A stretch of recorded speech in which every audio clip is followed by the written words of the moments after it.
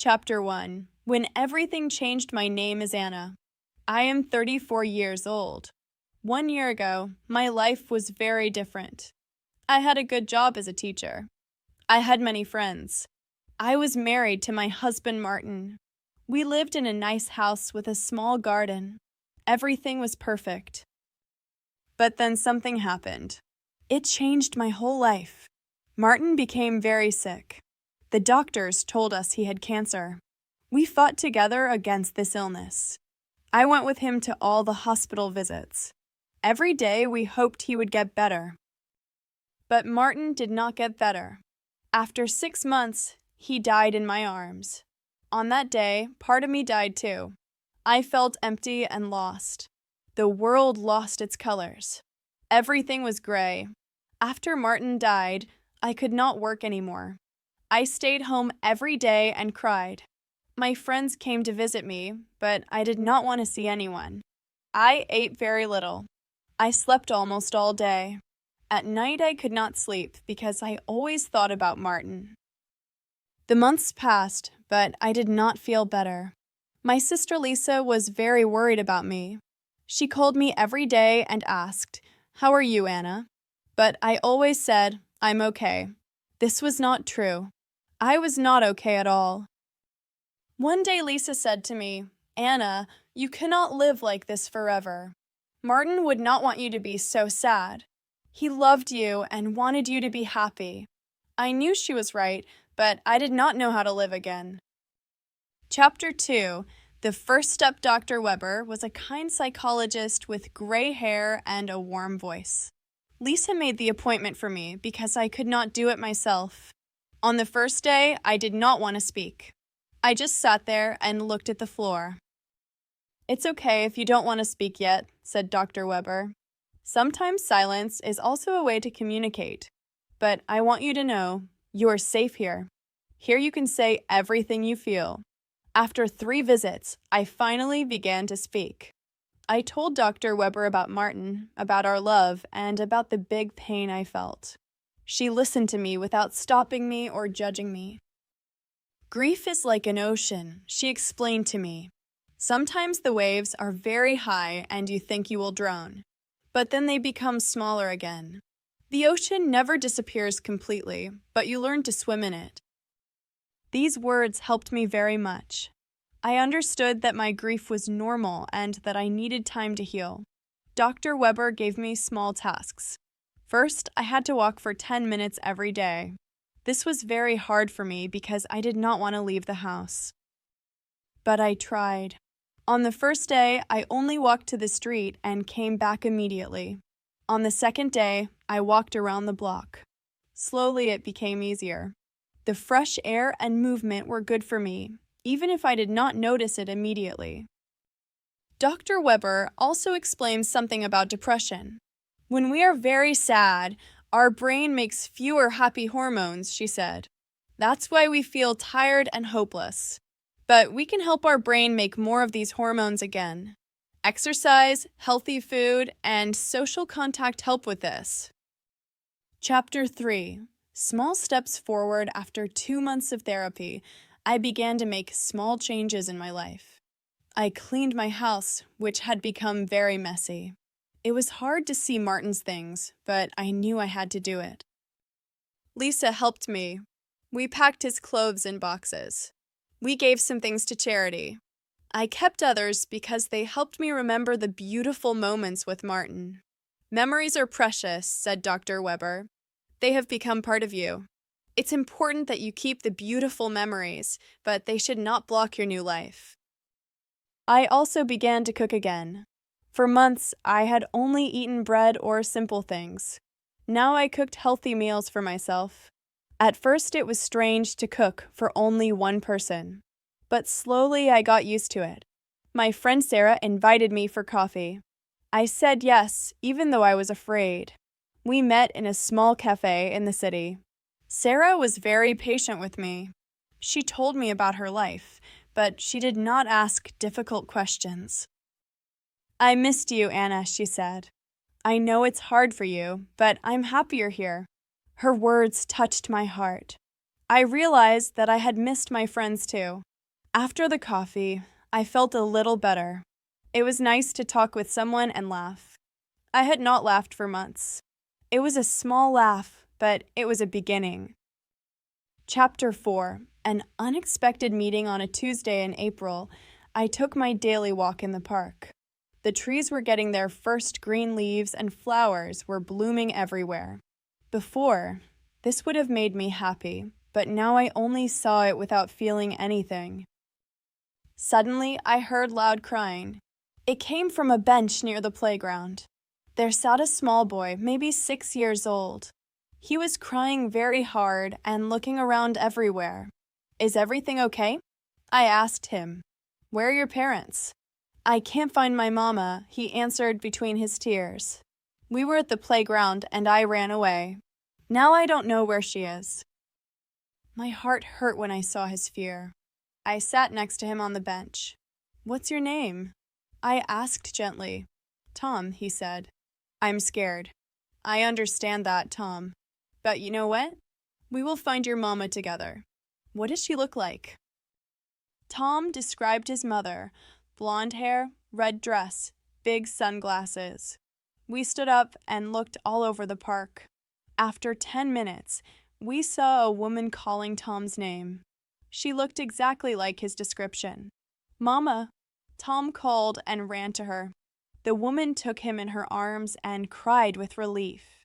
She came to me and thanked me warmly. "You have no idea how grateful I am," she said. "I was so scared." "I understand that well," I answered.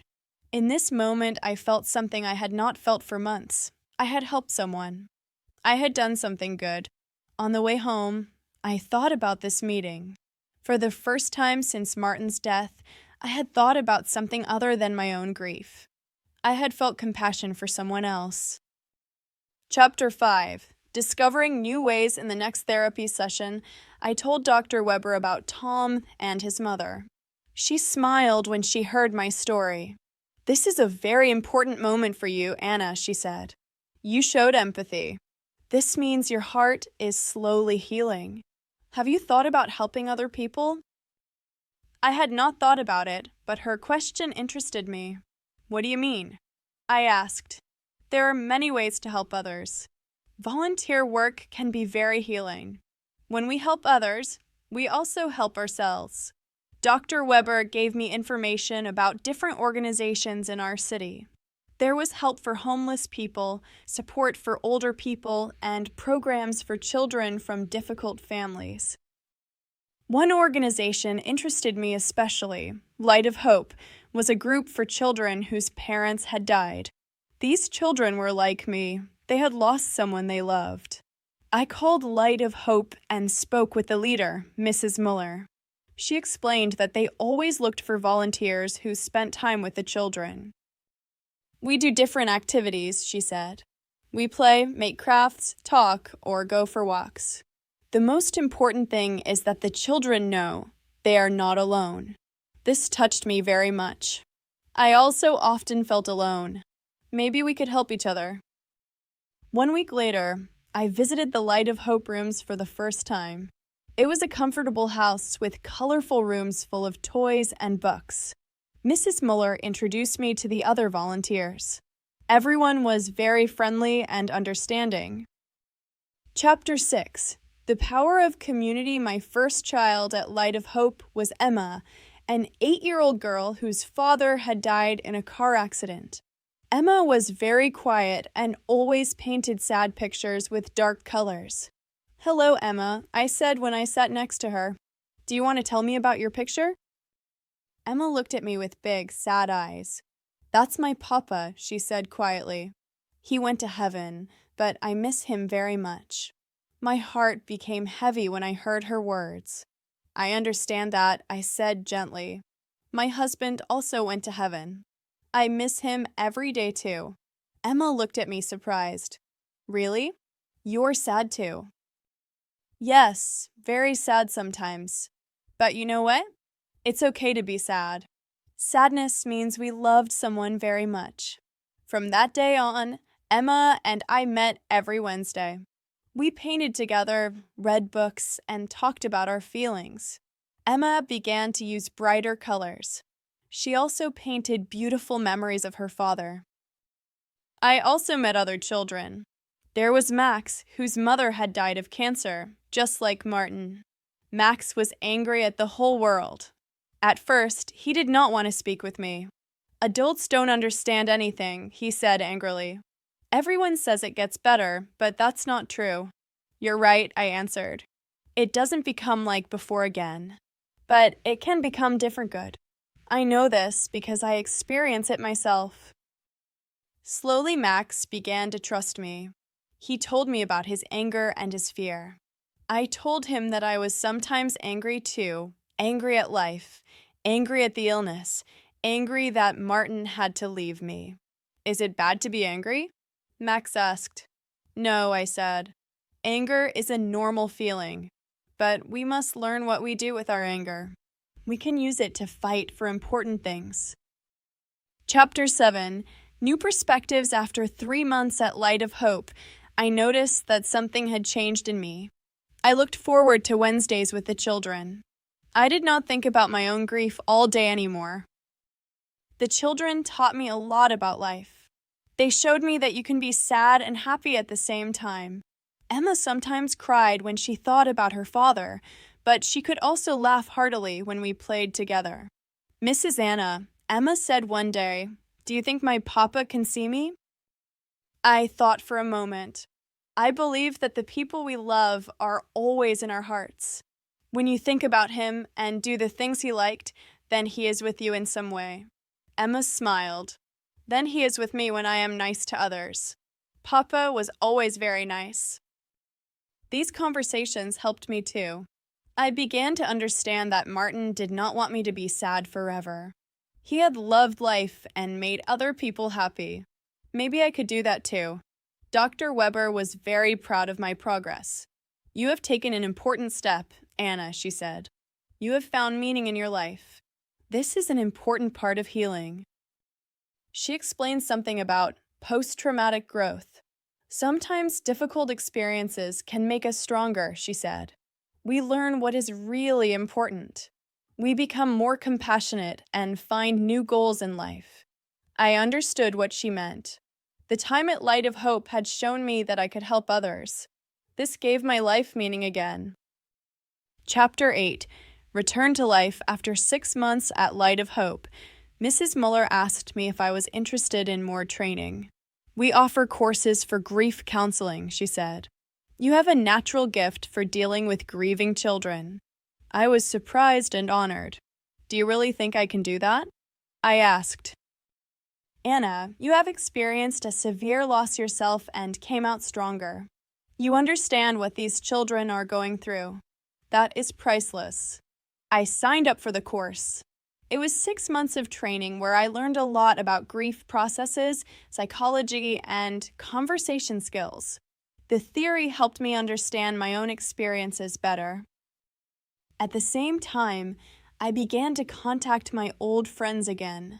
Sarah, Peter, and the others were very happy to see me. We met regularly for coffee or dinner. "You look so much better," Sarah said. "Your eyes are alive again." That was true. I felt alive again. Not like before, but in a new way. I had learned that healing does not mean forgetting. It means living with the loss and still finding joy. I also thought about working again. I had always loved teaching, but I was not sure if I was ready to return to school. After a conversation with Dr. Weber, I decided to try it slowly. I began with 2 days a week as a substitute teacher. It was strange to stand in the classroom again after so long, but it also felt right. Chapter 9. The turning point 1 year after Martin's death was an important date for me. I was afraid of this day and did not know how to spend it. Dr. Weber had advised me to do something that would honor Martin. Martin had loved children and was always very generous. I decided to organize a party for the children from Light of Hope. We rented a small hall and I asked all volunteers to help. The party was beautiful. The children played, laughed, and ate cake. Emma had painted a picture for me. It showed both of us smiling, and above us floated an angel. "That's your husband and my papa," she explained. "They are looking down at us and are happy because we are happy." I had to cry, but they were good tears. For the first time since Martin's death, I did not feel guilty for having a beautiful moment. That evening, I wrote Martin a letter. I told him about everything that had happened in this year. I thanked him for the love he had given me and promised him that I would try to live a life he could be proud of. "I will always love you," I wrote, "but I will also live again." I think that's what you would have wanted for me. Chapter 10, A New Beginning Today. 2 years after Martin's death, I can say, I have learned to live again. My life is different than before, but it is a good life. I work 3 days a week as a teacher and 2 days at Light of Hope. I finished my training as a grief counselor and now help other adults who have lost a loved one. Emma is still one of my favorite children at Light of Hope. She is now 10 years old and has become a happy, strong girl. She still paints pictures of her father, but now they are full of colors and joy. Max has learned to channel his anger. He now fights in a boxing club and helps younger children who have problems. Fighting is good, he says, but only for the right things. I have also made new friendships. The other volunteers at Light of Hope have become like a second family to me. We understand each other because we all have had similar experiences. Sometimes I am still sad. This is normal and okay. Grief has become like an old friend. She visits me sometimes, but she does not control my whole life anymore. I have learned that healing takes time. There is no magic formula and no fixed schedule. Every person heals at their own pace and in their own way. The most important thing I learned is you can grieve and live at the same time. You can miss someone and still be grateful for what you have. You can lose a great love and still have love in your heart for yourself and for others. Epilogue. What I want to share with others when I meet people today who have suffered a severe loss, I always tell them, it's okay that it hurts. It's okay that you are sad. Take the time you need. But I also tell them, don't give up hope. It will be different, and it can be good again. Not like before, but different good. Here are some things that helped me and might help others too. Get professional help. A psychologist or a therapist can give you tools to deal with grief. Asking for help is not a sign of weakness. It is a sign of strength. Move your body. Even if it's hard, go for walks, do sports, or dance to your favorite music. Movement helps the brain make happy hormones. Keep social contacts. Being alone makes everything worse. Even if you don't want to talk, let friends and family come close to you. Find meaning. This can be volunteer work, creative expression, or simply taking care of a plant. When we feel needed, it helps with healing. Be patient with yourself. Healing is not straight. There are good days and bad days. This is normal. Honor your memories. The person you lost has become part of you. This is precious and should be celebrated. Martin died 2 years ago, but his love lives on in me. Every time I help a child at Light of Hope, when I listen to a friend, or when I am simply kind to a stranger, Martin is with me. This is the day I learned to live again. It was not one single day, but many small days, many small steps, many small decisions to say yes to life again. Today I wake up and am grateful. Grateful for the sun shining through my window. Grateful for Emma and the other children who showed me how strong you can be. Grateful for the friends who stayed with me. And grateful for Martin, who showed me what true love means. Life is precious and fragile. Every day is a gift. I learned this on the day I began to live again.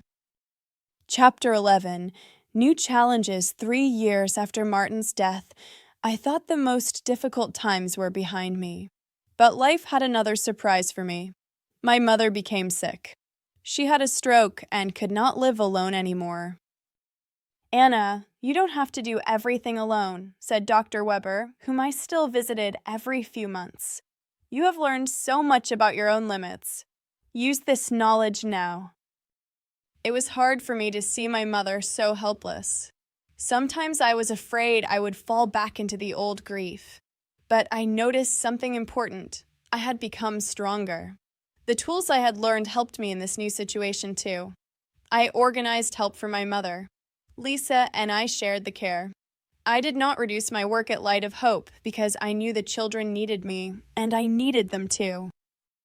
Emma, now 11 years old, noticed that I looked tired. Mrs. Anna, are you not feeling well? She asked worriedly. My mama became sick, I explained to her. Sometimes life is hard, even when we have already learned a lot. Then you help her like you helped me, Emma said wisely. That's called passing on love. Her words touched me deeply. The children at Light of Hope had taught me so much. Now they were also teaching me how to deal with new difficulties. Chapter 12. The teacher becomes the student at a training course for grief counselors. I met Dr. Klein, an experienced therapist who had written a book about post-traumatic growth. After my presentation about my work with grieving children, he came to me.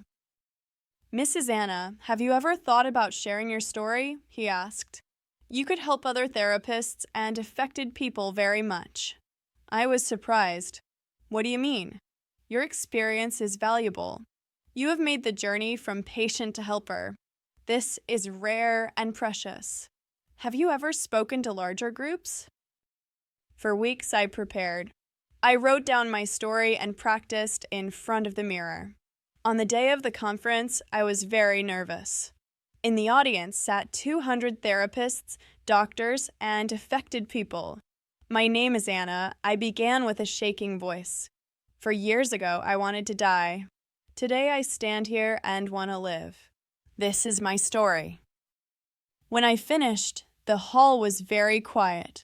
Then the people began to clap. Many cried.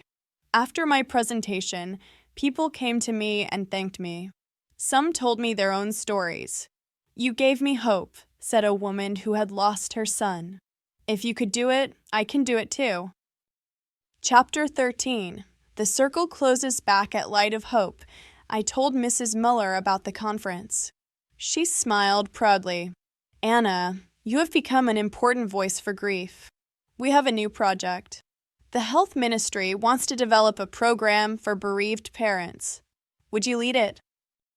Bereaved parents, people who had lost their children. This was one of the hardest forms of grief. I thought about my own journey and everything I had learned. This is a big responsibility, I said. But yes, I want to try. The first months were very hard. The parents who came to our groups were often full of anger and despair. I recognized myself in their faces. That's how I had looked when Lisa first took me to Dr. Weber. Why should we listen to you? A father named Robert asked me one day. His daughter had died in an accident. You lost your husband, but you don't know what it's like to lose a child. He was right. I could not understand his specific experience, but I could do something else. You're right, Robert, I said calmly. I don't know what it's like to lose a child, but I know what it's like when you think life is over. I know what it's like when you have no hope left. And I know that healing is possible, even if it looks different than we imagine. Slowly, Robert began to trust me. Like I had learned with the children, I listened without judging. I did not give quick answers, but was simply there. Chapter 14. Unexpected encounters on an autumn day.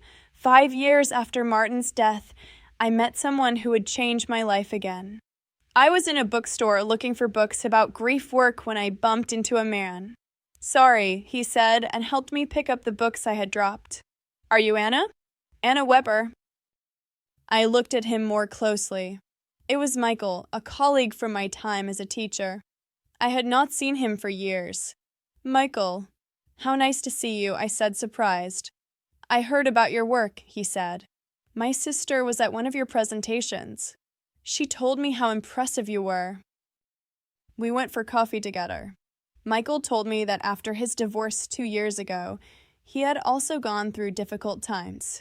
Not the death of a loved one, but the loss of his family as he had known it. It's different from your experience, he said carefully, but sometimes I also feel like I died. I understood what he meant. Loss has many faces. We began to meet regularly, at first only as friends. Michael was patient and understanding. He did not ask questions about Martin and expected nothing from me. He was simply there. For the first time in years, I thought about the possibility of loving again. The thought scared me. Was it okay? What would Martin think? Chapter 15. New Forms of Love, Anna. You seem different, Dr. Weber noticed at our next appointment. More relaxed. What happened? I told her about Michael. She listened carefully. How do you feel about it? She asked. Guilty, I admit it honestly. I still love Martin. Is it wrong if I also love someone else? Dr. Weber smiled gently. Anna, the heart is not a limited space. Love is not like water in a glass that overflows when you put too much in. Love can grow. You can love Martin forever and still have room for new love. She explained something about continuing bonds, the idea that we can maintain relationships with deceased people while also entering new relationships. What would Martin want? She asked me. I thought for a long time. Martin had loved life. He had loved me and wanted me to be happy. Would you want me to stay alone forever? He would want me to be happy, I said finally. Then you have your answer, said Dr. Weber. At Light of Hope, I talked with Emma about my feelings. She was now 12 and very wise for her age. Mrs. Anna, do you still love your husband? She asked directly, like only children can ask. Yes, very much, I answered. And do you also like Michael? Yes, I do. Emma thought for a moment. My papa would have wanted Mama to be happy, but Mama is. Chapter 16. The courage to change Michael and I had known each other for a year now. We spent a lot of time together, went for walks, talked about everything, and laughed a lot. I had forgotten how beautiful it can be to laugh with someone. One evening, when we were sitting in his garden watching the sunset, he said something that surprised me. Anna, I want to tell you something. I have fallen in love with you, but I know you have a complicated story. I expect nothing from you. I just wanted you to know. My heart beat faster. I had seen it coming, but still not expected it. Michael, I said slowly, I like you very much too. More than I have allowed myself to feel. But I don't know if I'm ready for more. That's okay, he said gently. We have all the time in the world. I'm here when you're ready. And if you're never ready, that's okay too. Your friendship already means a lot to me. His patience and understanding touched me. Here was a man who knew my story and still loved me, who understood that Martin would always be part of me. That evening, I went to Martin's grave. I sat on the bench I had bought years ago and spoke with him. Martin, I said quietly, I don't know what you think about all this. I still love you so much, but I think my heart is big enough for two kinds of love. Michael is a good man. You would like him. He understands that you will always be with me. The wind moved the leaves of the tree above me. Maybe that was Martin's way of answering me. Chapter 17. A new definition of family 1 year later. Michael and I married in a small ceremony. It was not like my first wedding with Martin. It was different, but just as meaningful. Emma was my bridesmaid and Max walked me to the altar. Are you sure you want this? The pastor asked before the ceremony. Yes, I said. I have learned that you can love two people at the same time. One who is gone and one who is here. Dr. Weber was also at the wedding. Anna, she said to me, you are living proof that healing can have many forms. You have not just survived, you have learned to thrive. Michael and I moved into a new house. It was important for me to have a new place, a place that belonged to both of us. But in our new home, there was also a special place for Martin's memory. Michael had insisted on it. "He is part of your story," Michael had said. "And your story is now also my story." The children at Light of Hope were fascinated by my new situation. "Mrs. Anna, how can you love two people at the same time?" a new child named Sophie asked me one day. "You know, Sophie," I said, "love is like light. When you light a candle and then light a second candle from the first one, the first candle doesn't become darker. Both candles shine bright. That's how it is with love, too." Chapter 18, Passing on What You've Learned 7 years after Martin's death, I was asked to write a book about my experiences. The publisher had heard about my presentations and wanted to make my story available to a larger audience. "I'm not a writer," I said to Michael. "But you are a survivor," he answered. "And you are a teacher. You know how to help people understand." Writing the book was an emotional journey. I had to live through all the memories again, the dark days, the first steps of healing, discovering new goals, the possibility of new love. Michael helped me. He read every draft and gave me honest feedback. "Here you sound too perfect," he sometimes said. "Also tell about the setbacks. People need to know that healing is not straight." When the book was published, I received hundreds of letters. People from all over the world wrote me their own stories. Some had lost partners, others children, still others parents or siblings. "Your story gave me hope," wrote a woman from Austria. "I thought I would never laugh again, but you show that life can go on." One letter touched me especially. It came from a man whose wife had died 5 years ago. "Dear Anna," he wrote, "I read your book and felt hope for the first time in years. Not the hope that the pain disappears, but the hope that I can learn to live with it. Today I signed up for a course in grief counseling. Thank you for showing me that something meaningful can come from pain." Chapter 19. The teacher becomes a mentor through the book. I became a known voice in grief work. Universities invited me to speak with psychology students. Hospitals wanted me to train their staff in dealing with grieving relatives. At an event in Munich, I met Julia, a young psychologist who had just started her training as a grief counselor. "Mrs. Anna," she said after my presentation, "I admire your work so much. But sometimes I wonder if I'm doing the right thing. I have never experienced a big loss myself. How can I help people whose pain I don't know?" Her question reminded me of my own doubts from earlier. "Julia," I said, "you don't have to have the same experience to help. What you need is empathy, good training, and the willingness to listen. Sometimes it's even helpful if you are not affected yourself, then you can be more objective." Julia became my mentoring partner. We met regularly, and I helped her develop her skills. It was nice to see how she grew and learned. "You taught me that healing has many faces," she told me after a year. Every person finds their own way. Chapter 20. New Generation's Emma was now 15 years old and had become a confident young woman. She still came regularly to Light of Hope, but now she helped the younger children. "Mrs. Anna," she said one day, "I want to study psychology. I want to help others, like you helped me."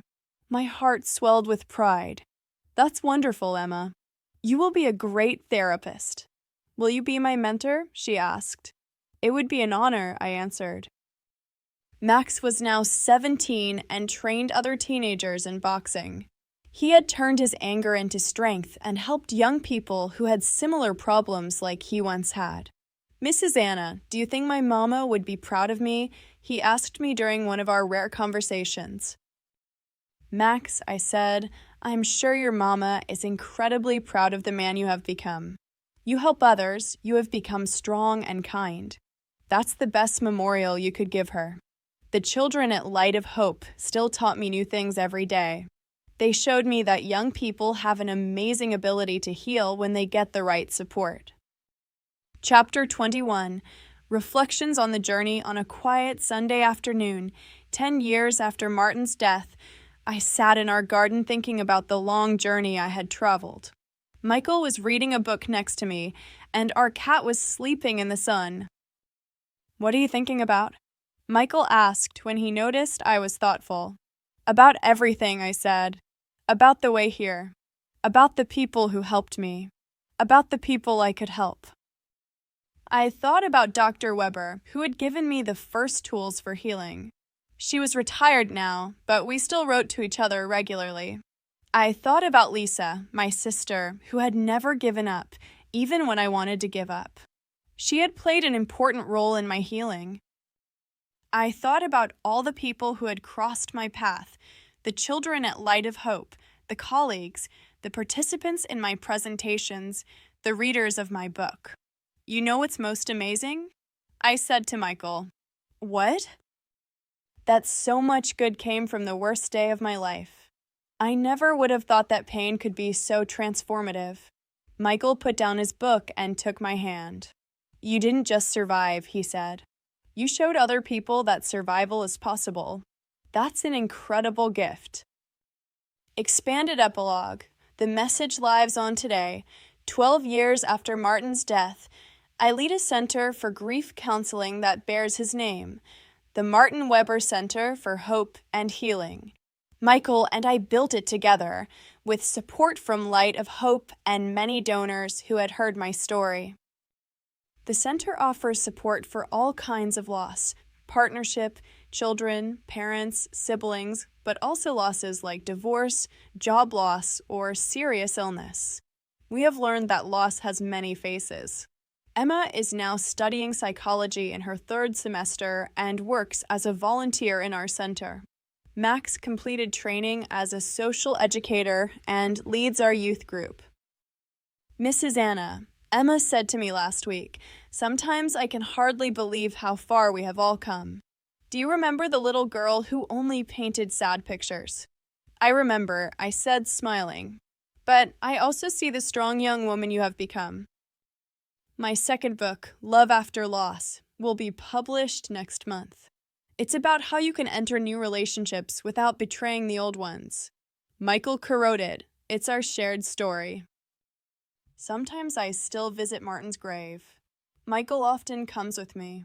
It's no longer a place of grief, but a place of gratitude.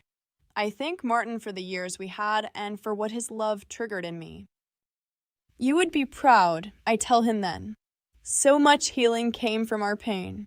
The most important lesson I have learned, I want to share with everyone who reads this story. Healing does not mean the pain disappears. Healing means the pain finds its place, and that next to it there is room for joy, love, and hope. There is no right or wrong way to grieve. There is no schedule for healing, but there is hope, always. If you are reading this story and are affected by loss yourself, I want to tell you, you are stronger than you think. The way is hard, but it is possible. Get help.